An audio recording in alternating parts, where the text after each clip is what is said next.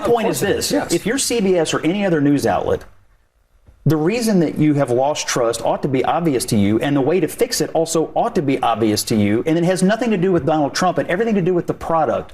Just try to make a better product that appeals to more people. And the way you appeal to more people is by not crapping on half or more than half of the country because of their values and political viewpoints. I think that is a fair, just if we were sort of on another planet, out of context, it is a fair description of what is necessary in this moment. That's Republican Scott Jennings shattering the fantasies of establishment media hacks on CNN by telling them the real reason no one trusts them anymore. Welcome to Nerk News, I'm Nerkish, and as we can all tell by now, the politically biased hacks and legacy media only seem to be good at two things: pushing political propaganda to suit their narrative and avoiding responsibility for it by making themselves out to be the victim whenever they're called out. Here's a group of progressive pod people lamenting the rise of right-wing media and attempting to blame their irrelevance on anyone but themselves. Thankfully, to their dismay, Scott Jennings was there to give them a healthy dose of reality. Magazine. The bigger question is that mass media are dying. I hate to say this in the middle of mass media. I mean, we all know but that. Mass media are dying. And so if you try to think that we're going to please everybody,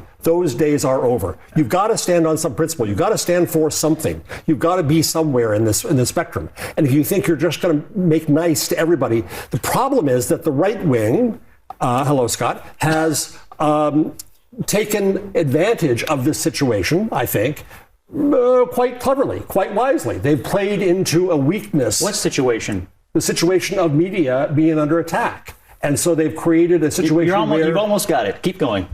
What the right wing is taking advantage of is finally the American people saying enough is enough. They're tired of feeling like the mass media screens out one viewpoint versus another in political coverage. They're tired of media institutions favoring one party over another. They're tired of narratives over factual stories. If I had any advice for 60 Minutes or anybody else, it would be just cover the news and try to be fair about it and stop putting your finger on the scale, especially during campaigns.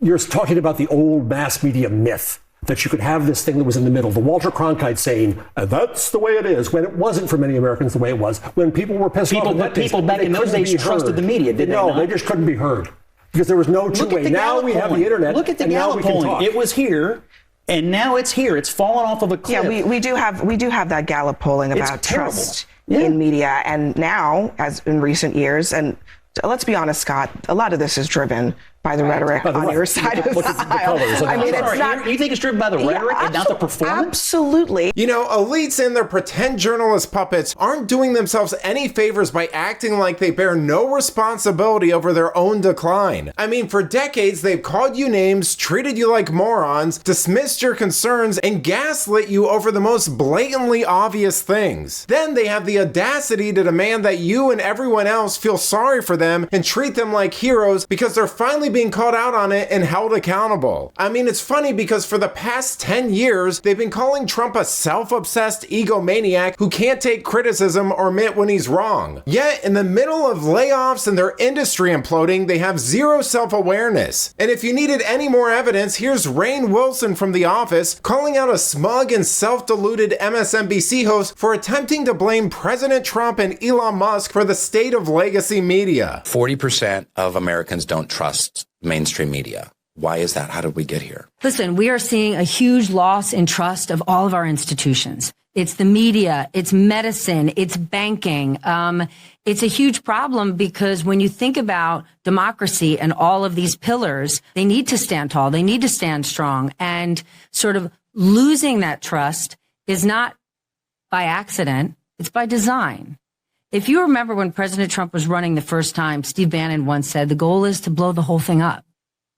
And so I think that you've got mistakes made or things starting to slip while at the same time there's a concerted effort to destroy the media. Because the media, the news media is, in my opinion, the last line of defense of holding power accountable, right? And you had a bit of a perfect storm, right?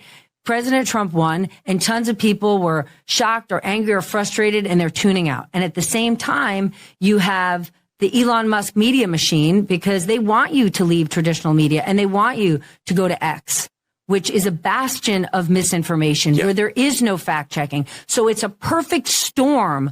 And it's not yes, you're not incorrect that the media has lost trust. This is where I would push back. When I see this kind of insight and passion being directed at the current administration, and the lack of this kind of insight and passion being directed at the previous administration, where, again, I'm not talking about you, I'm talking about left-leaning news media organizations were kind of like, la, la, la, la, la, everything's fine. Look, the environment's, look, the economy's great, la, la, la, immigration's not that much of a problem.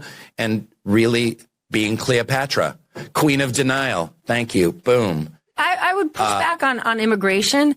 The fact of the matter that none of these elites want to acknowledge is they brought this on themselves. People didn't just magically lose trust in every major institution overnight. They lost trust because those institutions did things and exposed themselves in ways that they can't walk back from. We saw during Trump's first term and all of the insanity that went on during the lockdowns. We saw during the entire 4 years that Biden was in the White House, and we're seeing it now. Their ruling class and their puppets and establishment media have repeatedly lied, downplayed things, switched positions, and unfairly demonized anyone with the courage to say otherwise. And after all that, what do they do when their back's against the wall and they're caught red-handed? They play victim and double down even more. Which is amusing when you consider that this is the side that argues for government intervention and re-education, because according to them, the majority of Americans are subconsciously evil people discriminating against others without even knowing it. And it's the same side arguing